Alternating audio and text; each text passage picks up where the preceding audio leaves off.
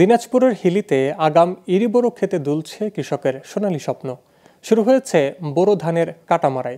ভালো ফলন ও দাম ভালো থাকায় খুশি চাষিরা। কৃষকরা বলছেন গেল বছরের তুলনায় এবার ফলন ভালো হয়েছে।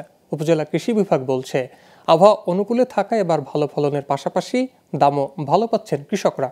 হিলি থেকে মোহাম্মদ লুৎফর রহমানের তথ্যচিত্রে ডেস্ক রিপোর্ট। শস্য ভাণ্ডার খ্যাত উত্তর জনপদের জেলা দিনাজপুরের হিলিতে চলতি মৌসুমে ইরি বোরো ধান কাটা মারাই শুরু হয়েছে। গত বছরের চেয়ে এবার আবহাওয়া অনুকূলে থাকায় ধান উৎপাদন অনেক ভালো। তবে এবার পানি, সার, কীটনাশক এবং শ্রমিকের মজুরি বেশি, তাই উৎপাদন খরচ বেশি পড়েছে। এতে করে দাম নিয়ে শঙ্কিত কৃষক।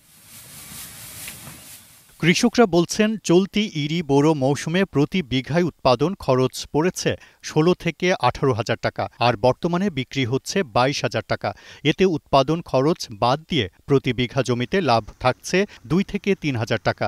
এই অবস্থায় ধানের দাম বাড়ানোর দাবি কৃষকদের। এই যে তেলের দাম, এই তোমার বিদ্যুতের দাম, সারের দাম, কিন্তু তাতে তো আমাদের পত্তা পড়ছে না। কারণ এই যে ৩৩ বিঘা লাগাইছি, ১৫০০ টাকার পানির দাম নিচ্ছে, তাতে তো আমাদের কোনো লাভ হচ্ছে না। যেভাবে টিলারের দাম, পানির দাম, চাষের দাম আর ধান কাটার দাম তো বাড়ছেই ভাই। এই দিয়ে সবকিছু দিয়ে বিঘা প্রতি ২-২.৫ হাজার টাকার মতো টিকছে। এভাবে এখন চলতেছি। বিঘা প্রতি আমরা ৩৫০০ থেকে ৪ হাজার টাকার মতো পাচ্ছি। আমরা এবার ২০ থেকে ২২ মণ ধানের ফলন পেয়েছি। আল্লাহর রহমতে যদি ধানের দাম এরকম থাকে আমরা আরো সুন্দরভাবে চলতে পারবো।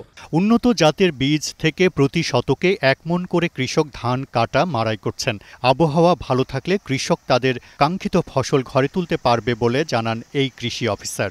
এখন পর্যন্ত মাঠের যে সার্বিক পরিস্থিতি, তাতে এই বছর আমরা আশা করছি যে কৃষক আসলে বেশি পরিমাণে ফলন পাবে গত বছরের তুলনায়। এবছরের ফলন আরো বেশি হবে এবং আমাদের যে ব্লক পর্যায়ে উপসহকারী কৃষি কর্মকর্তাগণ সার্বক্ষণিক কৃষকদের সঙ্গে যোগাযোগ রক্ষা করে চলছেন। আশা করি আমাদের কৃষকরা প্রত্যাশিত ফলন পাবে।